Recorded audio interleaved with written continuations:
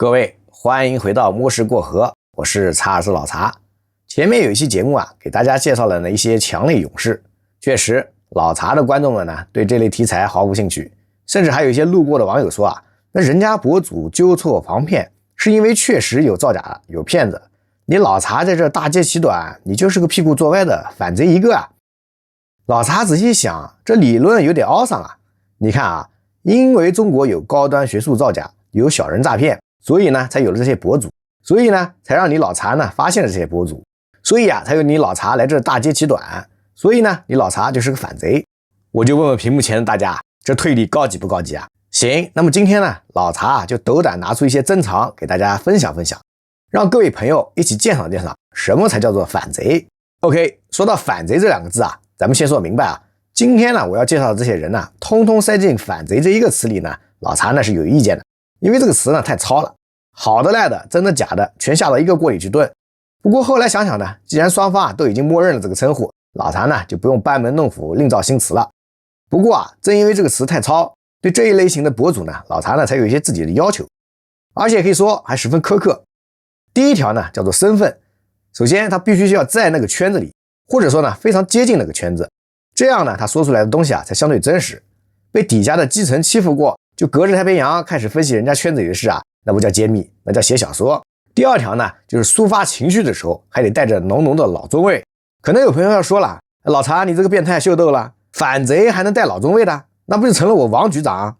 哎，这你就有所不知了啊，这个老中味呢不是说他的节目小骂大帮忙，而是在说啊他在抒发的时候底下垫的是哪种世界观，是那种根深蒂固长在骨头里的世界观啊。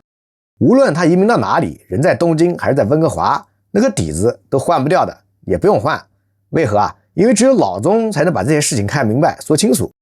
第三条呢就简单的多了，他不能是纯粹的译文搬运工啊。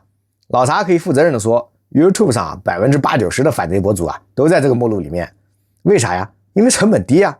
用通俗的话讲，就是唯恐中国天下不乱的类型。你老公不是搞党国不分吗？那中国乱就是你老公乱，你老公乱，他们呢就开心。哎呀，哪里暴动了呀？哎呀，哪里又欺压百姓了？大家快来看啊！这种搬运啊，加个感叹号，严格来说呢，不能算什么高端手艺。好，三条说完了啊，要有身份、老中味还不搬运。再说一遍，今天这些介绍的啊，不是推荐，是鉴赏会。那么老查呢，把经常关注的和偶尔看看的给你依次排开。毕竟啊，我是做方法论的，两边的内容呢都要关注，或者说呢，两种情绪内容呢我都要关注。来，上第一个藏品啊，震惊鲁社长，几个月之内粉丝爆炸，增长30多万。以前呢叫做中日震惊评论。先过第一条，身份，他的招牌呢就是官场的一手信息啊。别的频道评论新闻，他讲的呢是新闻后面那套运作，人事是怎么动的，位子是怎么排的，谁搞了谁的情人，谁穿了破鞋，并且啊并非听传而来。这就是叫做圈内味儿，这个味儿啊是装不出来的。而且这件藏品啊还是活的，它不光出片，它还直播，是局势走到哪它就跟到哪。那不像有些老古董啊，10年前的存货呢翻来覆去的盘，他自己呢还立了条规矩，实话实说，观点啊都有出处。出处这两个字啊，在反贼圈里是绝对的稀缺品啊，因为有出处就意味着日后有机会能查证，说错了就是要被抓现行的。那第三条呢就更不用说了啊，料呢是自己渠道里进的，不是搬的。讲真，他的料啊，一般人呢还搬不出来。3条全过，这件藏品啊，品相完整。接下来呢，就是第二件，老王来了。老观众啊都熟了啊，老王哥王吉洲呢，咱们频道啊还专门讲过一集他参政的节目。第一条呢，身份，最早的一批北京金融圈里泡出来的，讲股票、讲财经、讲段子，知道不少内幕，混过不少关系。第二条呢，老中味，老王这个人啊，你一听就知道，这就是个老中。他心念念的是中国人在海外怎么把日子过明白，怎么把腰杆挺直了，怎么把价值观呢给捋正了，这就是价值观的底层抒发啊！而且呢，最近呢，他还把自己压上了桌，判断敢给，日期敢给，选举还敢参。别人当反贼呢是坐在镜头前面反，他是跑到墙外的现实世界里，拿自己去试别人的制度，成与不成都摊开来给你看。这老哥呢是拿自己这张脸啊在做节目啊。顺便说一句啊，老王呢还专门做过一期隔空对话，夸鲁社长一战成名，为对方啊带来不少流量。所以大家看啊，这个藏家啊就是认藏家啊。另外呢，老查觉得啊，他的爆红呢还有他性情中的一面，对那些冥顽不灵的人啊是张嘴就骂。他的意思是说呢，有些贱种不用客气，骂呢才是对他们最好的关爱，十分给力。当然了，他是个老金融人士啊，圈钱卖票的能力呢也是一流，因此呢讨厌他的人呢也是一大把。第3件藏品呢，老查本来是想多讲几句的。张磊贤，张导，北京的独立电影导演，后来呢在 YouTube 上做脱口秀，之前啊是5万多订阅。5万多订阅呢，在反贼圈啊不算大号啊，但到老查这里呢，各位应该懂了，号大和号小呢和成色的高低呢是两回事。这位酷似胭脂过的马云哥的哥们啊，他有料。第一条呢，身份，人就在北京，在电影圈，中南海的床是肯定没见过，也肯定没听过，但是人家呢不玩搬运加情绪，他的玩法是啊，把老共呢和小粉红的魔幻行为做成段子，一个接一个的看算。这就来到他的第2条啊，老中尉，他那身啊讽刺内涵阴阳怪气，全是最正宗的北京味儿。他阴阳的原料呢，是他每天睁眼看到的真实与荒诞。所以啊，第3条搬运，刚才说了不存在的，人家啊全是自产的段子，人家就是干这个的。在场内的人呢不需要搬运，3条全过，而且啊条条呢分数还不低。但是讲到这啊，玩笑话呢我们得收一收。2026年7月1日，对，就是他最敬爱的党的生日7·1。那天下午的6点来钟啊，他在推特上发了一句话，他说我就在北京原地反攻哟，生气不生气啊，来抓我呀。5个小时之后，晚上11点左右，多名警察就进了他在清华校内的住宿，给他戴上了手铐，直接带走了。涉嫌寻衅滋事，人啊现在押在海淀的看守所里面。消息是他墙外的家人啊7月9号呢在他自己的频道上呢替他发出来的，一个每周6更新的频道，最新的一条啊是主人被抓的通报。所以呢这件藏品是从上周开始啊就成了孤品，因此呢反而粉丝暴涨。老查做节目的时候啊已经6万多了，也就是这件事呢把老查的3条要求里的最贵那一条呢又给加了一层码。如果这位博主生在大陆，肯定呢又多了几分价值，在那边他是拿人身自由来计价的。好，收拾一下心情啊。第4位呢，这位啊性质就不太一样了，这位不是珍藏，这位呢是一个样本。7788 Talk， 一位自称维族的年轻姑娘，写稿、录制、剪辑、上传全是靠她一个人，勤奋是真勤奋，日更，而且还是每天好几个。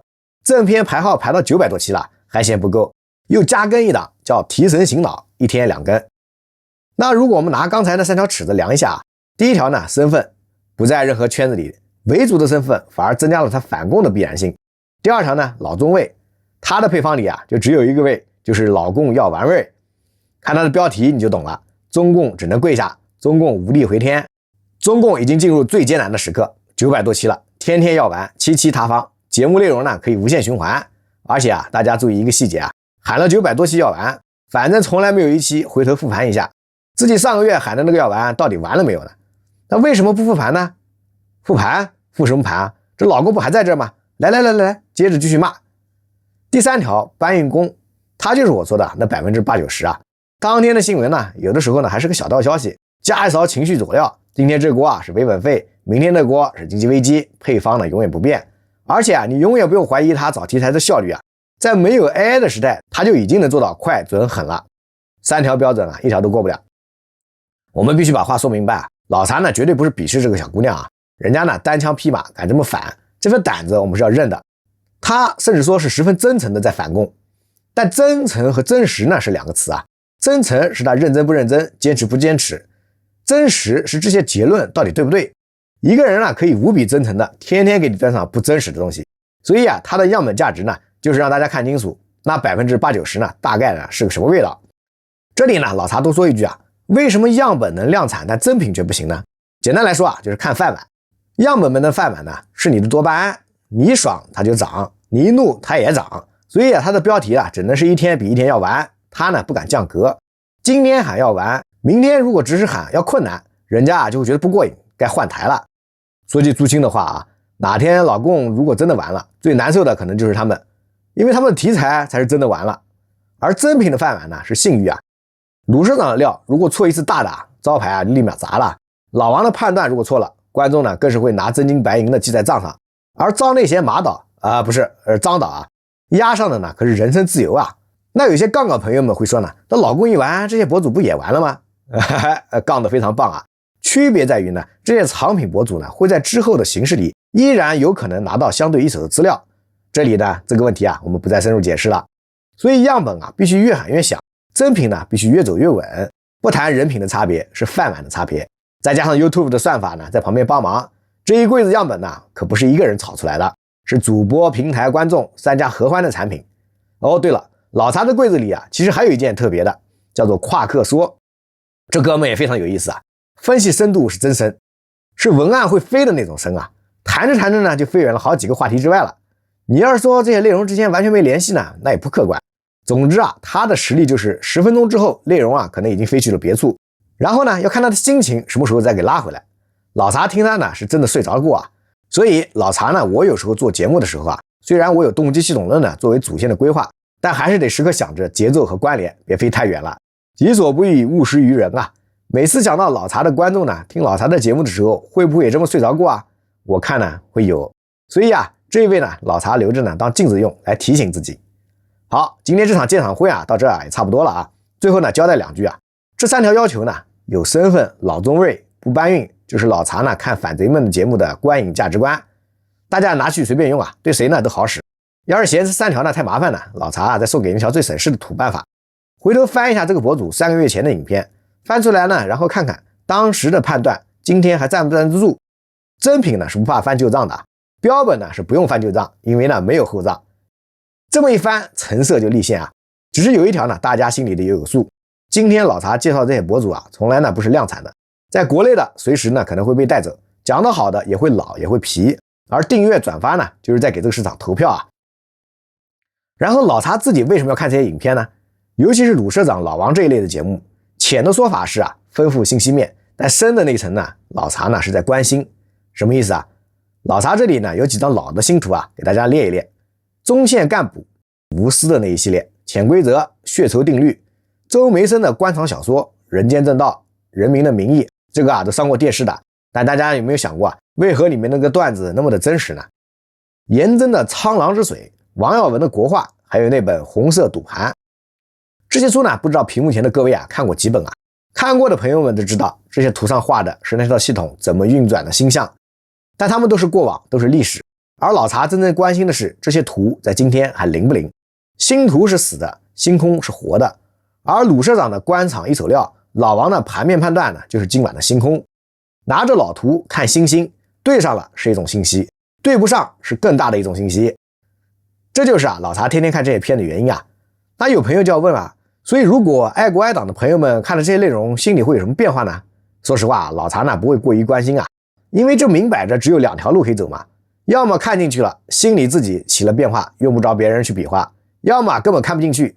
那些只爱看爱国大业、只欣赏下大棋的朋友们，无论他们看了什么，都没有眼下的利益重要。至于其他人发生了什么，经历了什么，只要不发生在我身上，就是不存在的，就是国家发展必经之路，那都是你们这些人的无病呻吟。所以老茶之前也说过啊，这也是一种生活，你可以不同意，但你不能否认他们的存在，因为啊，他们的动机系统呢，同样是鲜活的。说到底，无论是反贼还是正能量，在我们频道这里啊，都是观察的素材。逻辑、辩证、动机系统呢，都是器械。天天看，天天练，认识和认知就天天进步。至于那几张老星图，今天到底还灵不灵？答案呢，就藏在老茶往后的每一期节目里了。好，我是查尔斯老茶，这里是摸石过河，让我们下一期节目接着摸。